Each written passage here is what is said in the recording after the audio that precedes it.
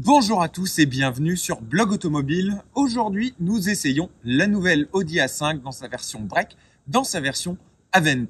C'est parti!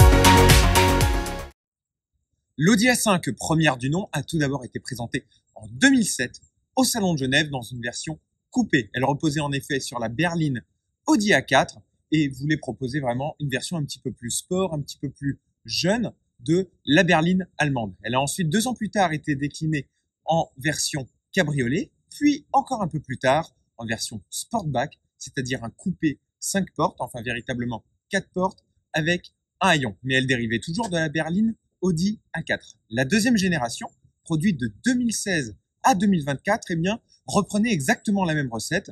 Elle reposait sur la berline Audi A4 de nouvelle génération et proposait 3 carrosseries complémentaires, une version coupée, une version cabriolet et une version également sportback. La nouvelle Audi A5, c'est-à-dire la 3e génération que nous avons aujourd'hui à l'essai, est désormais un modèle à part entière. Plus de version coupée, plus de version cabriolet, mais uniquement une version berline qui remplace à la fois l'Audi A4 et l'Audi A5 Sportback et une version Break, la déclinaison Avant que nous avons aujourd'hui à l'essai.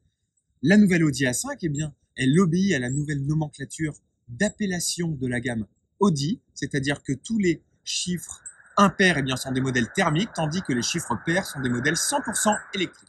Avec la nouvelle Audi A5, place à la simplification, on retrouve beaucoup moins de motorisation qu'auparavant. On a sous le capot de disponible un 4 cylindres diesel de 204 chevaux en traction ou en quattro. On a également un 4 cylindres essence TFSI de 150 ou 204 chevaux. La version 204 chevaux est elle également disponible en quattro. Et on a enfin pour les un petit peu plus exclusives versions S5 et S5 Avant, un V6 de 3 litres de 367 chevaux en quattro évidemment. Simplification également au niveau des finitions, on n'a plus que 3 niveaux disponibles, Design, Business Executive et S-Line, qui est, comme vous l'aurez sans doute deviné, la finition de notre modèle d'essai qui dispose d'un 4 cylindres essence de 204 chevaux et est disponible donc en transmission quattro. Petit tour du propriétaire comme à mon habitude pour qu'on regarde un petit peu les éléments de design de cette nouvelle Audi A5. Je trouve que sous cet angle avec les optiques avant effilées, elle fait vraiment penser aux 3/4 avant de la précédente Audi A7. Elle est vraiment beaucoup plus allongée, beaucoup plus effilée dans les lignes que l'Audi A4 et que également l'Audi A5 précédente. On a évidemment la fameuse calandre toujours proéminente qui est vraiment très bombée ici avec une calandre en nid d'abeille avec des trous qui sont assez espacés. On retrouve également l'élément distinctif du nouveau design Audi, le logo avec les 4 anneaux façon flat design et évidemment une spécialité Audi, la signature lumineuse qui est encore une fois de toute beauté. On remarque également à l'avant sur notre version S-Line ces ouïes qui sont assez énormes,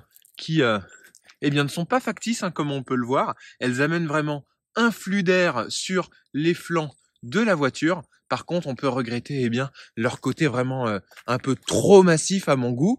Mais par contre, ça lui donne vraiment une gueule Audi Sport. Sous cet angle-là, ça pourrait très bien être une Audi S5 Avant. Il n'y a vraiment aucun moyen de distinguer notre configuration d'une Audi S5. La couleur bleu Ascari se marie particulièrement bien avec ce soie de jantes.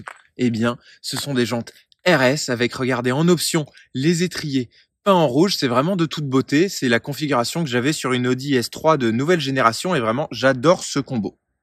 Et c'est sous cet angle à l'arrière que l'on pourrait uniquement trahir l'absence de V6 sous le capot, puisque au niveau des sorties d'échappement, on a des rectangles, plutôt des trapèzes de part et d'autre, contrairement aux doubles sorties qu'il y aurait en rond de chaque côté si on avait une version S. Mais par contre, on a vraiment tous les appendices aérodynamique, toutes les petites spécificités que l'on pourrait retrouver sur un modèle S.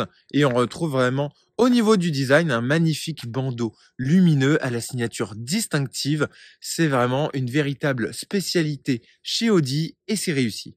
C'est une petite révolution lorsque l'on grimpe à bord de cette nouvelle Audi A5 qui change vraiment du tout au tout par rapport à l'Audi A4 de précédente génération. On commence par les contreforts de porte qui regroupent ici pas mal de fonctionnalités, dont l'éclairage qui était pendant des décennies chez le groupe Volkswagen à gauche ici du volant et qui se retrouve dans la portière avec le contrôle des rétroviseurs et également de la fermeture centralisée.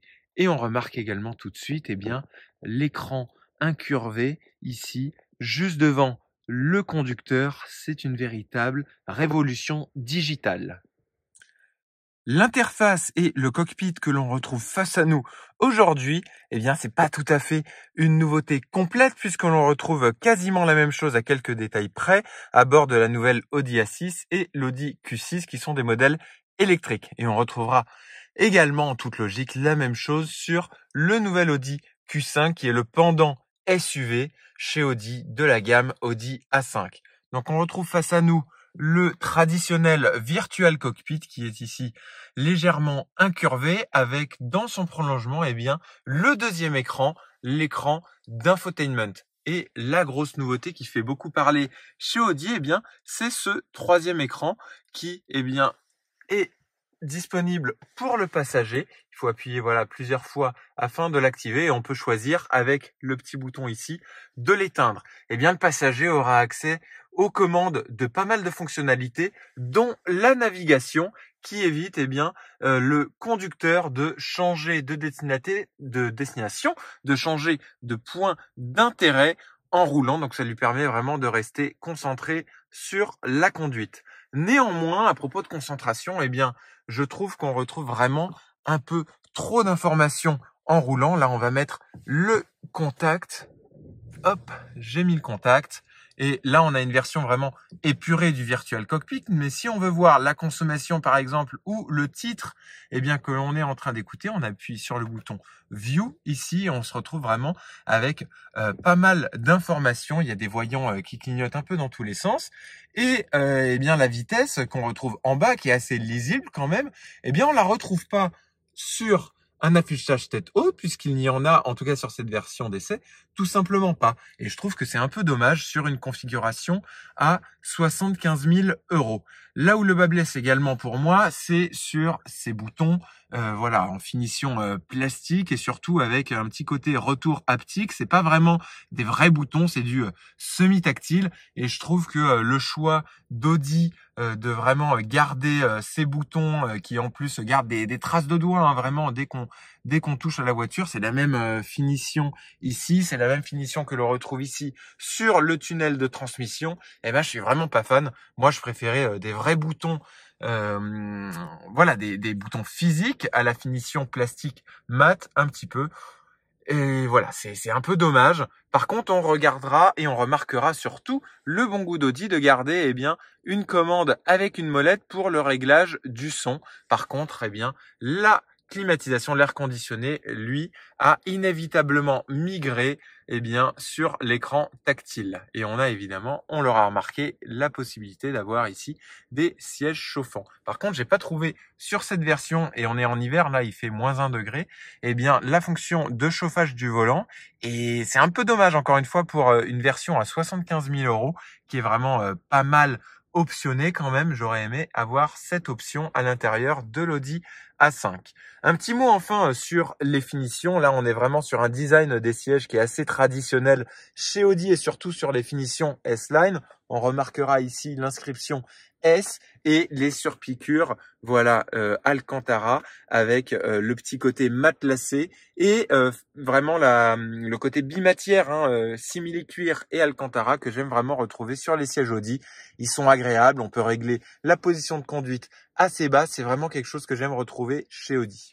Les places arrière de l'Audi A5 se veulent plutôt accueillantes, mais ce n'est pas pour autant un record. On aurait pu s'attendre vraiment à mieux de la part d'une voiture qui dépasse les 4,80 m en longueur. Les 2 places aux extrémités permettent d'accueillir des adultes qui feront environ jusqu'à 1,85 m, tandis par contre que la place centrale s'avère totalement inutilisable en raison du tunnel de transmission qui vraiment prend tout l'espace au pied. On remarque la présence de 2 prises USB-C à l'arrière ainsi qu'un réglage de la climatisation et 2 buses de ventilation individuelles. On remarquera également de part et d'autre la présence de store. Voilà, ça devient quelque chose d'assez classique sur ces gammes, mais c'est toujours appréciable d'avoir quelque chose d'intégré dans les portières. Voilà, niveau habitabilité, c'est pas trop mal, mais encore une fois, on aurait pu s'attendre à mieux pour un véhicule qui mesure plus de, je le rappelle encore une fois, 4,80 m. Là où le bas blesse sur notre Audi A5 Avant d'essai, c'est au niveau de la capacité de chargement. Et c'est là véritablement pour moi un point handicapant pour un break de cette taille. On rappelle qu'il fait plus de 4,80 m en longueur. Il y a ici seulement 448 litres de capacité de chargement. C'est vraiment pas incroyable. Normalement, sur une Audi A5, on a 476 litres. Mais là, avec la transmission Quattro, on perd encore une trentaine de litres. Donc, ça fait vraiment pas un volume important. On a une profondeur qui est acceptable, mais une hauteur de chargement qui est vraiment pas terrible. Et ça, c'est vraiment dû à la silhouette coupée de notre break. On pourra également noter qu'il s'agit parmi la concurrence de la capacité de chargement la plus faible face à une Mercedes classe C ou encore à une BMW série 3, alors que l'Audi A5 est la plus longue des trois. Au volant, la nouvelle Audi A5 correspond vraiment à toutes les attentes que l'on pourrait avoir d'une Audi moderne, d'une Audi de 2024. Il y aura vraiment, malgré pas mal de changements au niveau de l'environnement, de l'habitacle à l'intérieur, pas de quoi choquer au niveau du comportement les aficionados de la firme d'Ingolstadt. On retrouve sous le capot de notre version d'essai le 4 cylindres 2 litres TFSI maison, donc c'est un moteur essence de 204 chevaux associé à une transmission Quattro, 4 roues motrices donc, et une boîte de vitesse S-tronique automatique à double embrayage. La voiture, elle pèse quand même, et c'est là le plus gros défaut de notre version d'essai. À vide, elle pèse 1840 kg. Ça reste un poids très conséquent et ça l'handicape forcément au niveau des performances, mais aussi au niveau de la consommation et du grammage de CO2 qui culmine à 163 grammes de CO2 avant option pour notre version. Je crois qu'en 2024, ça fait un malus CO2 quand même en France d'environ 13 000 €. C'est assez conséquent et ce sera à rajouter aux 75 000 € de notre version équipée avec ces options. Donc au niveau des performances, le 4 cylindres dans cette déclinaison 204 chevaux sous le capot de notre version, elle permet un 0 à 100 km/h en 7 secondes 6. C'est pas exceptionnel pour une version, pour une voiture véritablement premium. Par contre, en pointe, on atteint les 242 km/h. Ça, c'est tout à fait en ligne avec ce que l'on attend d'une Audi en général. Voilà, d'un break familial, d'un break bien motorisé. On regrette toutefois, je le disais avec le poids, une consommation qui s'envole véritablement très facilement au-dessus des 8 litres et c'est une consommation que l'on atteignait par le passé avec l'Audi A4 qui pourtant pouvait être équipé d'un V6 de 252 chevaux et donc c'était même pas une version S, on était véritablement sur la gamme on va dire commune, sur la gamme mainstream Audi, on avait le droit à un V6 et vraiment la réduction de la gamme et la tendance au downsizing fait qu'on a aujourd'hui un 4 cylindres en lieu et place d'un V6 en haut de gamme sur la gamme Audi A5. On a sur cette version de série sur notre finition S-Line le châssis sport qui est associé à la sélection du profil de conduite avec 4 modes disponibles de série, le mode individual, le mode dynamique, le mode confort et le mode efficiency qui agissent l'un après l'autre sur la réactivité du moteur, sur la fermeté de la direction et également la fermeté des suspensions. Et je dois admettre qu'avec le châssis sport et en mode dynamique, avec les jantes 20 pouces qui équipent notre modèle d'essai, on se retrouve avec vraiment une voiture assez péchue au niveau du comportement, assez prévenante. On a quand même quelque chose d'assez lourd, hein, donc c'est pas non plus une bête de course, mais le roulis est vraiment parfaitement maîtrisé. On a une voiture qui est vraiment très agréable à mener de manière dynamique sur les petites routes. On prendra vraiment plaisir à enrouler les virages. On a quand même à disposition 340 Nm de couple. C'est un couple, voilà, un chiffre que l'on retrouve plutôt sur les moteurs diesel, mais que l'on peut atteindre avec ce 4 cylindres essence grâce à la micro-hybridation qui équipe, je le rappelle, tous les moteurs de cette nouvelle génération d'Audi A5. On est en 2024, c'est voilà quelque chose qui est vraiment obligatoire pour passer les normes et arriver à des rejets de CO2 qui sont acceptables pour des voitures de ce gabarit, pour des voitures de ce poids.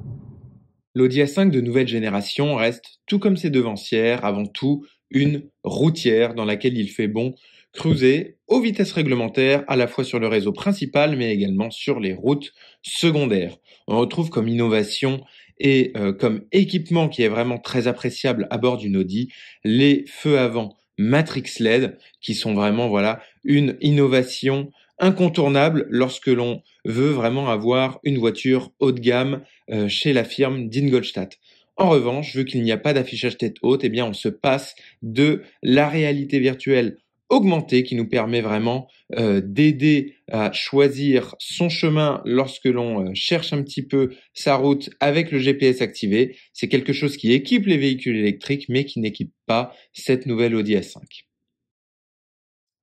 Et c'est ainsi que s'achève ici l'essai de l'Audi A5 Avant dans le brouillard alsacien. On se retrouve vraiment avec une voiture qui est bien dans son époque au niveau du design. On retrouve vraiment les codes caractéristiques du style Audi, mais vraiment modernisé.